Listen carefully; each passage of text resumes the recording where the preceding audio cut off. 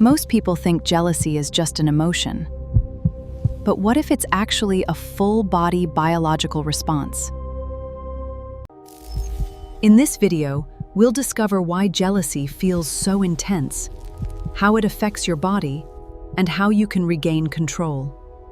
Jealousy begins when the brain perceives a possible threat to an important relationship. That perception triggers a stress response, even when the danger isn't real.